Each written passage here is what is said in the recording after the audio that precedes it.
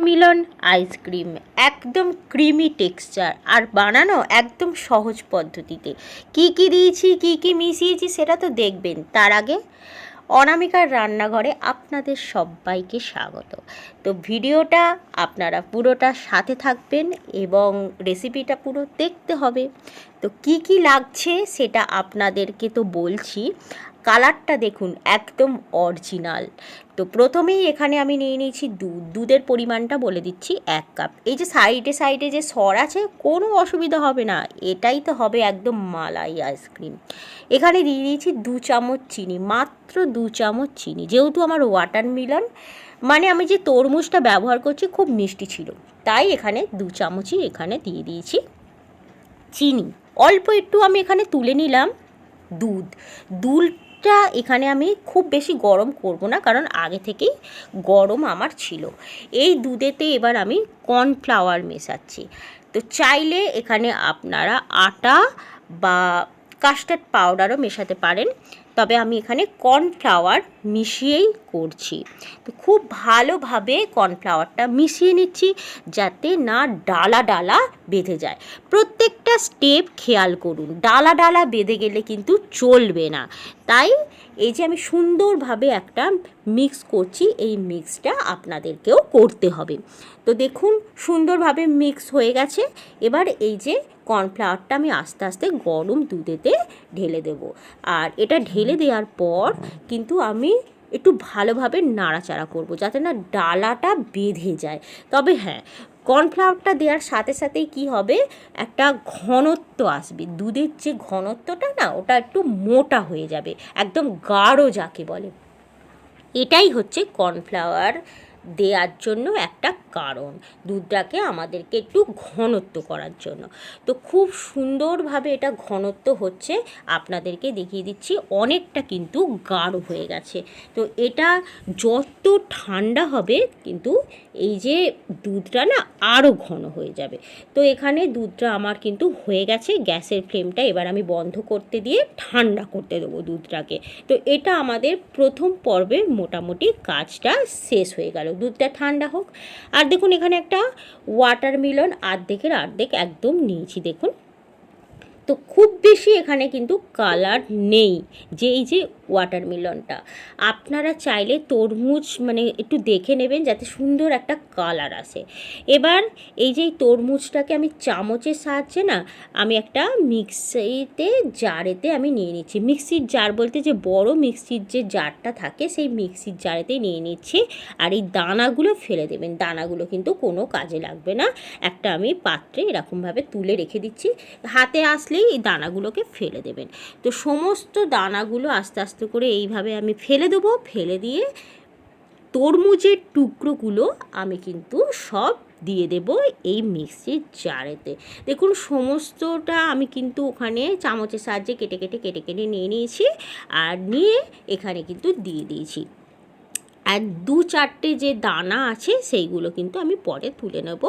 তো এবার এটাকে আমি খুব সুন্দরভাবে পেস্ট করে নিচ্ছি। আর দুধের ঘনত্বটা আপনাদেরকে দেখিয়ে দিয়েছি, দেখুন অনেকটাই গাঢ় হয়ে গেছে। এই যে এই গাঢ়টাই দরকার, খুব বেশি একদম গাঢ় হয়ে যাবে না, তখনই কিন্তু খুব ভালো হবে। এই যে আইসক্রিমটা বানাচ্ছি, সুন্দর একটা রেসিপি। যেহেতু আমার ওয়াটারমেলনের কালারটা খুব বেশি গাঢ় ছিল না, অল্প একটু এখানে আমি ফ্রুট কালার দিচ্ছি। তো এখানে এই ফ্রুট কালারটা দিলে কালারটা দেখতে সুন্দর আসবে, সেই জন্যই দেয়া। আর একটু ভ্যানিলা ফ্লেভারের বানাবো, তাই একটু এই 8 থেকে 10 ড্রপস আমি এখানে দিয়ে দিচ্ছি। চামচ হিসেবে বলতে পারেন 8 চামচ। আর সমস্তটা একটা চামচের সাহায্যে দুধটা একদম সুন্দর করে মিশিয়ে নিচ্ছি যাতে না কোথাও ডালা ডালা থাকে। এই যে কালারটা দেখতে পাচ্ছেন কীরকম কীরকম একটু ডালা ডালা হয়ে যাচ্ছে, সেটা আমি সুন্দর করে মিশিয়ে দিচ্ছি যাতে একটা কালার সুন্দর চলে আসে। আর ভ্যানিলা ফ্লেভারের যে আইসক্রিম বানাবো একদম যেন সুন্দর করে সবটার সাথে মিশে যায়। তো এগুলো ছোট ছোট স্টেপ, এগুলো সুন্দরভাবে করতে হবে। আর এই যে দেখুন এবার আমি সমস্তটা কিন্তু এই ওয়াটারমেলনে ঢেলে দিচ্ছি, মানে তরমুজে আর কি ঢেলে দিচ্ছি। আর এটা হচ্ছে দুধের মালাই নয়, মানে দুধের সর নয়, এটা হচ্ছে ক্রিম, ফ্রেশ ক্রিম নয়, বিপিন ক্রিম। আইসক্রিম তৈরি করার জন্য যে বিপিন ক্রিম আসে মার্কেটে, সেই বিপিন ক্রিম এটা আপনি যে কোনো দোকানে পেয়ে যাবেন। এটা দিলে কিন্তু আইসক্রিমের টেস্টটা খুব ভালো আসবে এবং একটা হালকা লাইট একটা ভাব আসবে বিপিন ক্রিম। তবে এই বিপিন ক্রিমটা যদি না থাকে দুধের সর দিতে পারেন, অথবা এখানে আপনারা আমুল ফ্রেশ ক্রিম দিতে পারেন। অপশনগুলো কিন্তু আমি বলে দিলাম। তো আমি সুন্দরভাবে এটা মিক্স করেছি, দেখুন কালারটাও কিন্তু ভালো এসেছে। এর থেকে বেশি কালারের দরকার নেই, কারণ এটা যখন বসবে না খুব ভালো মানে সুন্দর একটা কালার এসে যাবে। এখন অতটা বোঝা যাচ্ছে না, কিন্তু যখন আইসক্রিমটা বসবে তখন কিন্তু কালারটা সুন্দর হয়ে যাবে। এই যে একটা টিফিন বক্স নিয়ে নিয়েছি এবং টিফিন বক্সে এটা আমি দিয়ে দিচ্ছি। তবে হ্যাঁ, ভয় পাবেন না, এই যে ছোটো ছোটো ছোটো ছোটো যে টুকরোগুলো আছে না, এই টুকরোগুলো এখানে পড়ে যাচ্ছে বলে এগুলো মানে ভয় পাবেন না, কারণ এটাকে আরেকবার আমি মিক্সিতে ব্লেন্ড করে নেব। তো এখন আর ভয় পাওয়ার দরকার নেই, যতটা ব্লেন্ড হয়েছে ততটাই থাক, এখন আর অসুবিধা হবে না। এই যে টুকরোগুলো আছে এগুলো এখন থাক, আমি চামচের সাহায্যে আপনাদেরকে দেখিয়ে দিচ্ছি এবং সুন্দর করে সবটা দেখিয়ে দিচ্ছি যে কত সুন্দর মানে হয়েছে এবং ঘনত্বটা। তো সুন্দরভাবে দেখুন সবটা আমি ঢেলে দিয়েছি। তো এখন এটাকে একটাই কাজ হচ্ছে যে আমাদেরকে খুব ভালোভাবে প্যাক করে নিতে হবে। এখন একটা পলিথিন এর ওপরে দিয়ে দিচ্ছি, দুধের প্যাকেট বা কোনো পেপার ফয়েল, যে কোনো বাড়িতে যা যা থাকবে তাই দিয়ে সুন্দরভাবে একটা প্যাক করে নেবেন, যাতে এখানে মানে বরফ না জমে। বরফ না জমতে দিলেই হলো। তো এটাকে আমি মিনিমাম 2 থেকে 3 ঘন্টা আমি ফ্রিজে এখন রেখে দেবো, এটা একটু জমার জন্য। খুব বেশি জমে গেলে না হবে, তো জমবে না, খুব বেশি না জমলেও হবে। আমার কথার অর্থ হলো খুব বেশি না জমলেও হবে, মিনিমাম একটা জমে গেলেই হবে। তো 2 থেকে 3 ঘন্টার পর, তো মিনিমাম আমি 3 ঘন্টার পর ফিরে এসেছি। আপনাদেরকে দেখিয়ে দিচ্ছি যে এটা কী রকম পরিস্থিতি হয়েছে, আপনাদেরকে দেখিয়ে দেওয়াটা অবশ্যই দরকার। তবে হ্যাঁ, যে কোনো এরকম পেপার মানে পলিথিন কেটে দিয়ে দেবেন, তাহলে ভালো হবে। দেখুন সুন্দরভাবে কিন্তু এটা জমে গেছে, দেখছেন তো? কালারটা দেখুন কত সুন্দর এসেছে। এরকমই কিন্তু ওয়াটারমেলনের কালারটা হয়। তো সুন্দর করে হয়ে যাওয়ার পর আপনাদেরকে এইবার দেখিয়ে দিচ্ছি কত সুন্দরভাবে এটা তৈরি হয়েছে। এরকম একটা বাটি নিয়েছি আর এরকম স্কুপ নিয়েছি। স্কুপ নেওয়ার পর আপনাদেরকে এই যে তুলে দেখাচ্ছি যে কতটা সুন্দর হয়েছে।